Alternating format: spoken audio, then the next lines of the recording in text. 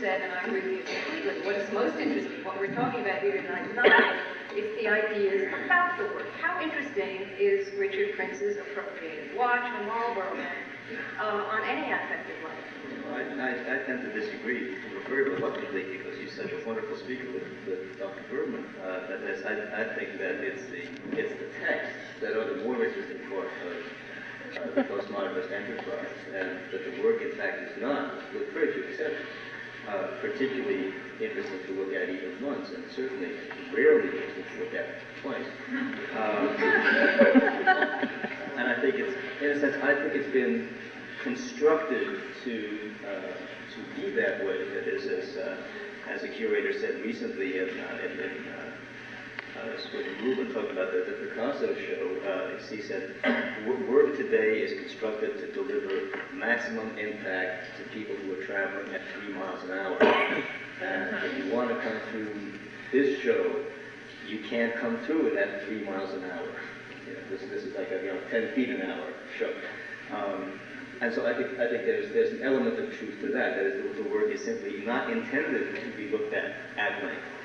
It is not intended to reward extended contemplation. It is intended to deliver whatever it is going to deliver in an instant. Which means generally that what it's going to deliver is not going to be resonant. It is not going to be large. It is not going to be copious. It is not going to be extremely engaging. It's going to be a fast flavor, in a sense. That's in the nature of the work. That also goes back to these questions you're raising about the nature of the culture, obviously. I think that part of the issue that we're trying to get at here is that postmodernism generally was presented to us as an oppositional practice. And it's time, 10 years down the pike, to look at it and say, in a sense, how politically effective has it been? If it claims to have been oppositional, what has it opposed, and how effectively has it opposed it? Has it opposed object commodification within its own area of praxis and relation to the market? Has it in fact helped to transmit the idea of even Shelley's positive interpretation of Barth, the death of the author and the birth of the reader? Has it managed to oppose co-optation by the power structure, et cetera, et cetera? I think the answer tends to be no. And I think that what we've got here is a severe disjunction between the arguments proposed in the text, which include also the credos of the makers, as well as the critical texts by people who aren't the makers of work that have grown up around this body of work. A disjunction between the supposed intentions enunciated with relative clarity in some of the texts, and the actual work and the life that they have lived in the world.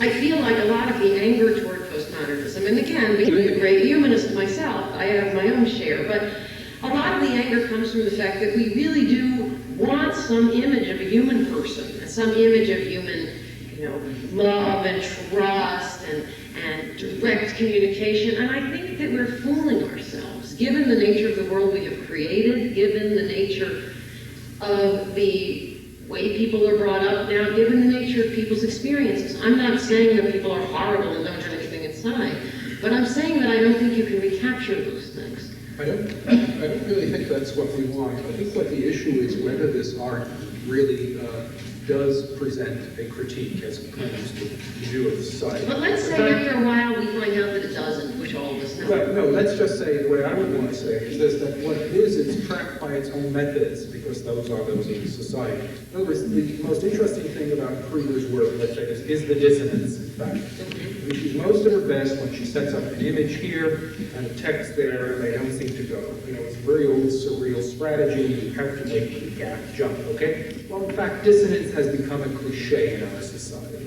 We live with it comfortably. The television show is on, we go into the ad, we come out of the ad. It's all around us in the streets of New York.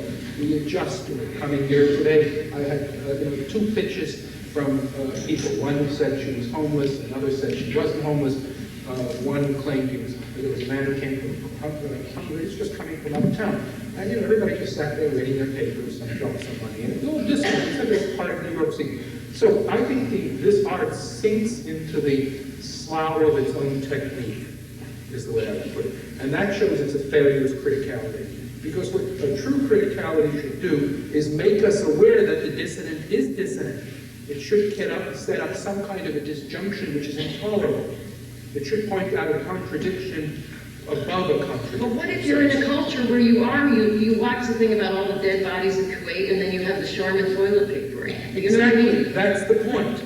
That they don't therefore give us any perspective on the society, which is what the critical should do. I would bring back an argument, a very old argument, made by Marxists, old-fashioned Marxists like Adorno and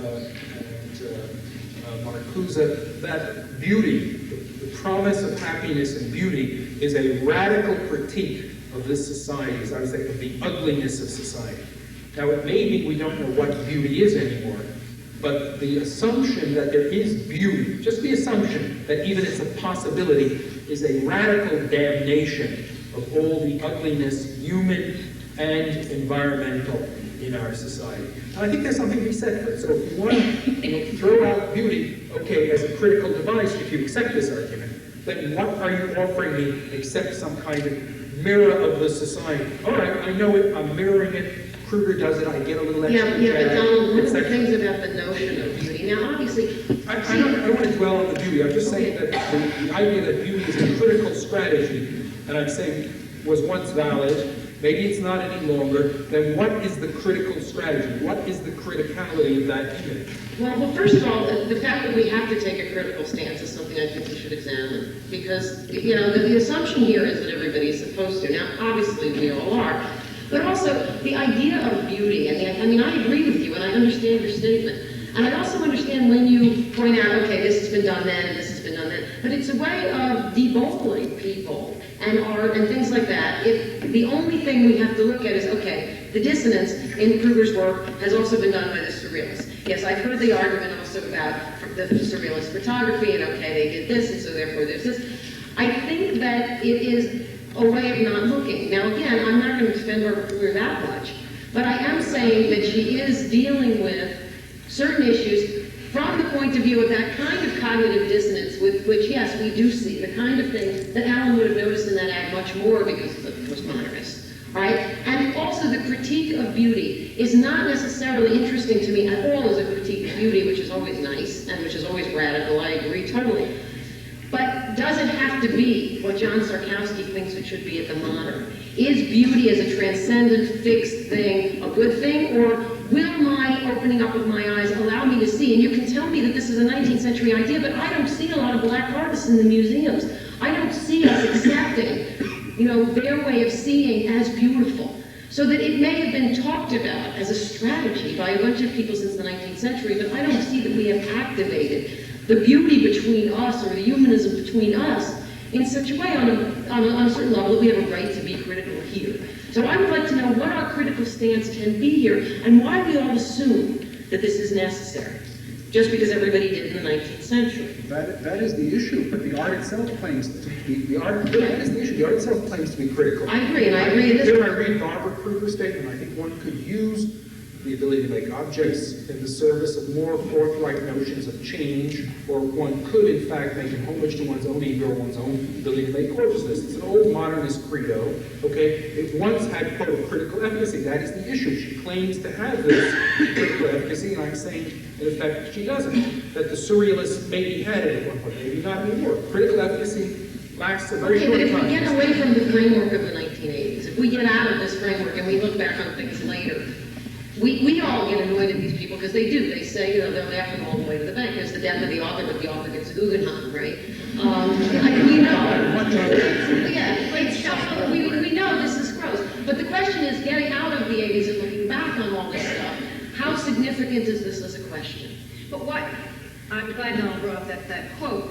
Why does the argument have to be framed in terms of gorgeousness or exactly, or ego? I mean, why is there this whole idea that, why is gorgeousness in such ill repute? I mean, this whole idea that the sensuous properties of imagery are an absolute no-no, whether they're photographed imagery or painted imagery. I mean, it's not a question of who thinks what is gorgeous. It's a question that that which is somehow sensuously satisfying is absolutely to be discounted. And that's the Yes, I think I start with a little answer to that, which is a question that might occupy us for a little while. And by beginning, I simply refer to what Donald said before about a period which we passed, perhaps are still passing through, in which understanding and to its imperiousness all is being submitted. Nominally, we're dealing with art critics, people involved with the images, which do surround them in the galleries of museums. But in practice, we find when we look at their work a resentment, a deep alienation towards that image, which is kind of very startling. And to use the word dissonant, but perhaps not even the sufficient description of what's happening. They're in an untenable situation because they would seem to devote their energies and their vitality to dealing with these non-discursive and rather sometimes enigmatic images, but only in the sense to put them into a determined or stereotypical verbal order of their own liking. I admit that critics have a weakness for doing that sort of thing. But we see an exaggeration, a kind of hypersization of this particular kind of activity. Now, what this means is that for quite a while, the work of the artist is understood as subordinate to that of the critic. This is not literally the case, or in practice the case. This is the would-be case that we're dealing with. And so there's a lot of wishfulness in this textual control. The textual control is also a decadent element too, it seems to me, because since it refuses somehow to acknowledge the primary critical task of somehow dealing with the independence of an image, its unknowability, it sort of forfeits an interpretive right. But it's done this in a massive, almost doctrinal way in the last 10 or so years. And it's pulled, I think, a certain trick. It's performed a kind of caprice in which suddenly we are all somehow duped into thinking this is the way things should be. Now, I think it's very interesting to ask why that has happened, what it means culturally and aesthetically. But I think we're dealing with an unacknowledged distaste for the visual image itself, partially due to, of course, the prevalence of the image in popular culture. That may be a good place. I know Martin wants to say something. I think we should take up the question of the relationship between the image and the theory on Thursday. Martin wants to make one last comment, and then something.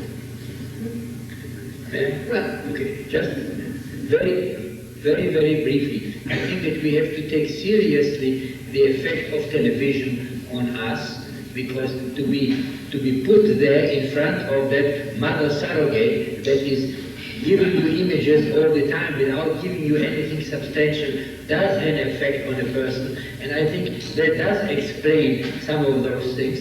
What is very difficult, in my opinion, to take in postmodernist photography is that aggression is so much stronger than libido. There is so much more anger than love, and that is also very difficult to take.